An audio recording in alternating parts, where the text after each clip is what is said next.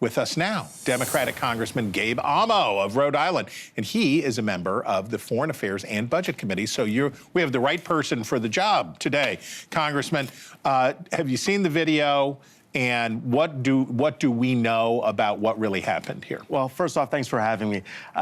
Look, this is the contradiction of the Trump administration and the Trump presidency, claiming to be a peacemaker, but then bombing without a clear legal authority, perhaps illegally, in the Caribbean on these ships that we don't have clear certainty. Now, I haven't seen the videos myself, but many of my colleagues on the Armed Services and Intelligence Committee have, including my senior senator at home, Jack Reed, ranking member on Armed Services in the Senate.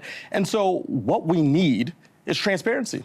The solution here to answering these particular questions is a full public airing. We need Secretary Hegseth in a public setting in front of Congress. We need Admiral Bradley in a public setting, and we need the video footage in a public setting. The president said there was nothing wrong with the video. So if that's the case, I take him at his word. Let's see it. So the White House basically, the president is very good at forcing difficult choices on his critics.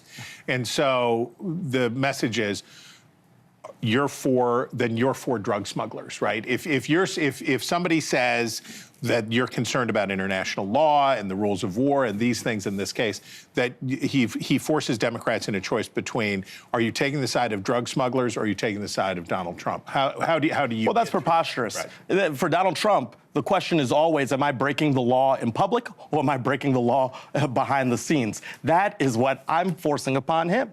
And so the way to answer the questions that are reasonable, the American people are not a nation that will condone acts of war that Congress has not authorized on people where we don't actually know with a full veracity and viewing of the facts that they are conducting activity that is problematic.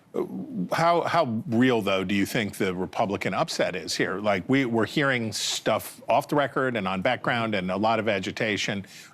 Do you really think that Congress is going to take action here? Well, you have heard from bipartisan members of Congress, Republicans and Democrats coming together in a time when we're not doing that on a lot of things, to say that this is inconsistent with both our values and the law. And so the fact that you're hearing that tells you a lot about this situation and the seriousness with which the administration needs to take it. Speaking of bipartisan not getting along, the Republicans, after the losses in Virginia and New Jersey, got through the shutdown and then said, okay, we got to do something on health insurance. And a lot of it is going to be messaging legislation, but some of it seems like there's an interest in real legislation. There are Republicans who now say there should be a 1-year or a 2-year extension of these COVID-era Obamacare subsidies. What we're hearing from House Democrats, though, is they don't want it tied to anything else, that you guys just want a clean extension, and a lot of Democrats in the House seem to want a permanent extension.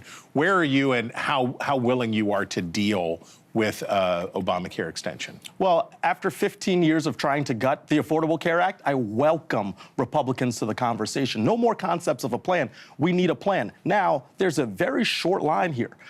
All of the Democrats in the House are on a 3-year extension discharge petition. Okay. You know, that process to force a vote on the House floor. We only need 4 of those Republicans to listen to their constituents, see that 22 million people will not be able to afford their health care. Many of them will drop it and cause real chaos throughout our healthcare system. So they can come over to that. I support a permanent extension, but I personally want to see real action immediately. This is not an academic exercise. In a few weeks, people will not have access to this tax credit, and it will hurt our healthcare system. But you don't rule out doing a deal with Republicans if they say, we want this plus health savings accounts, or we want this plus something else. Are you willing to have it be part of a cornucopia?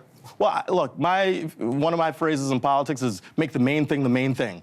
Let us deal with the impending inability of people to pay their health care. And that is what you do by addressing the tax credit. And then if Republicans want to have a real conversation about health care reform, again, every week they've had a plan coming next week.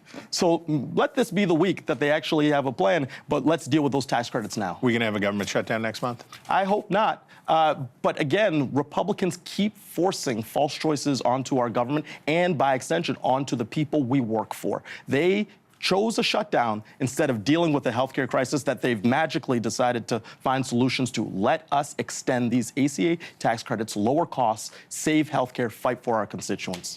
Okay, America, if you were from Cucumber Town, which is a real place, it is a real place. You would know him already, but if you don't, here he is, Congressman Gabe Amo. We thank you for your time.